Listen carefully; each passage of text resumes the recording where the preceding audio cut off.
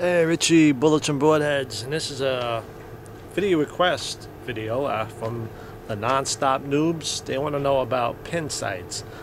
What do I use? How do you adjust them? How to set them up? So I hope this helps you guys out. Well, what I have is a G5 set up on my bow, and this is a 3-pin.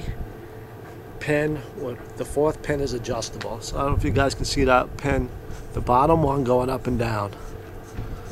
Let's talk about pins right now. What's really popular in the archery world is single pin setups, and that's what that is. Basically, is just one pin. It's a single pin that has adjustment knobs, and it takes all the guesswork. So what you do is you have one pin, you set it at 15 yards. The single pin at 15 yards on one position of the dial.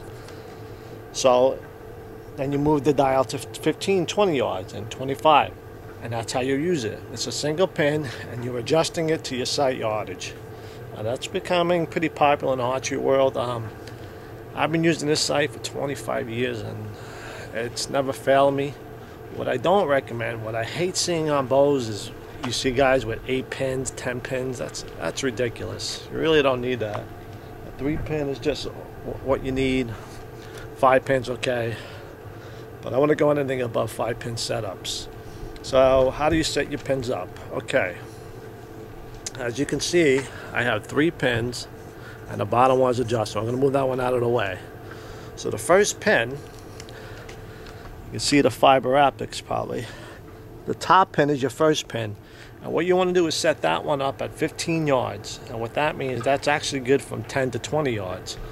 So the variation of your shot, if it's a 15, you can take it from 10 to 20, and you're going to be right in the kill zone.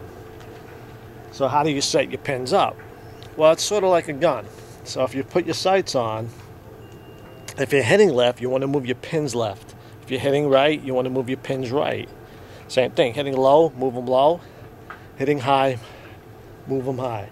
So once you get that first pin set up, dead center at 15 yards, then the rest of your pins could pretty much fall into play. The second pin, you move to 25 yards, get that dead center, and that second pin is really good to 20 to 30 yards. And your third pin is 35 yards, and actually that's good from 30 to 40. You're not going to really take shots beyond 40 most times. Most of the times I'm using just my first 2 pins.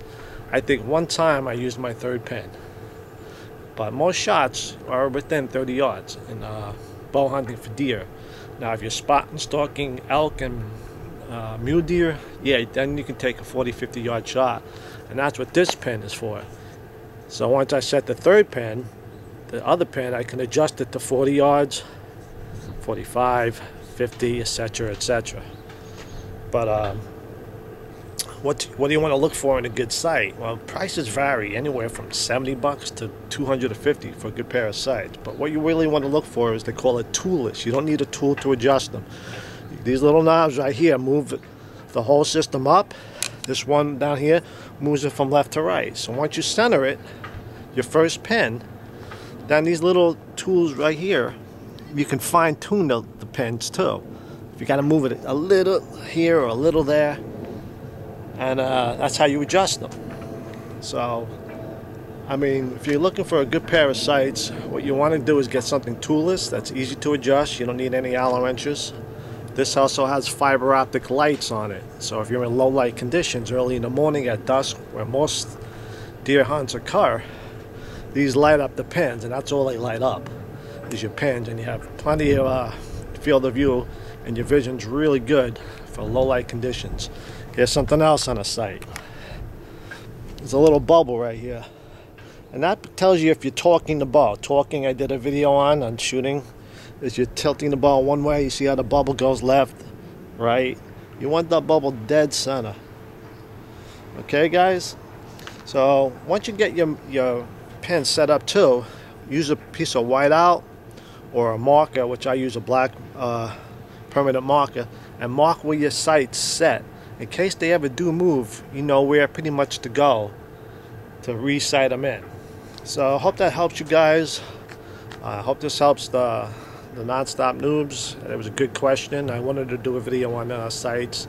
It's probably one of the most important things on a bow too. You know, you can have a great bow, you have a bad release, bad sights, yeah, it's not going to help you much. So that's all I got to say about sights. If you have any questions, just ask. I respond to every single question. I'll do a video if I have to help you guys understand it a little bit better. But final points on a good setup sights. If you're getting a single pin setup, the most important thing is set it for 15 yards. Then once you're center of the single pin, once you're dead center, then you can just move it up and down. Well, you're going to move it down for the further shot you go.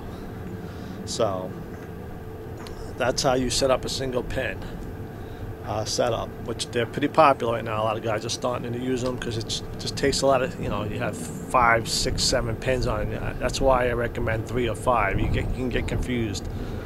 But one thing important about your yardage setup is use a rangefinder when you're hunting. You gotta know your yardage.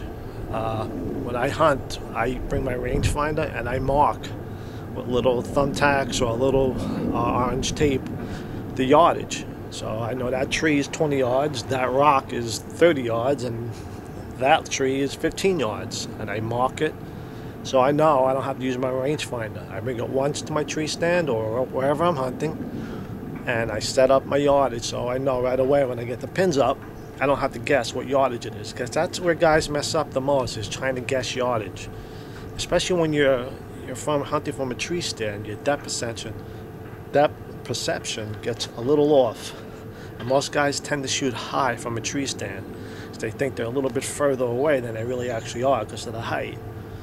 So that's it, guys. Hope this helped. Again, if you have any questions regarding anything, bow hunting, bow setups, shooting, guns, firearms, I respond to every single question. And that's it. I can't think of anything else right now regarding sights. Just get something that works for you. I mean, go to an archery store, ask people what they're using, what they like. Do research online, YouTube. I have a G5, and the reason why I like this setup the best is because this one down here, I can keep it out of the way because I don't need it 99% of the time. And if I ever do like a spot and stalk somewhere, if I need that 50-yard shot, I have it. But I never took a 50-yard shot in my life, so it really depends on what type of hunting you're doing. Here in Jersey, you don't have a chance to do a lot of far shots. But that's it, guys. If you have any more questions regarding sights, again, toolless is the best. Once you center it, left to right, you're shooting left, move left. I repeat myself a lot, but I stress points. You're shooting right, move right. Same thing, shooting high, move it high. And once you're centered, then 15, 25, and 35. That's all you need, guys, because that's pretty much good to 40 yards. Okay, that's it. Sights for your bow. Get a good set of fiber optics. Make sure their fiber optics are really good and bright. That's key. And your loop, you know, get a decent sized loop. Don't get a too small a loop, because that really messes up in low light conditions. You know, I got like a 1/4-inch loop. Gives me plenty field of view. And that's it. Hope this helped the non-stop noobs out. And take care, guys. Bullets and broadheads. Sights for your bow. Take care.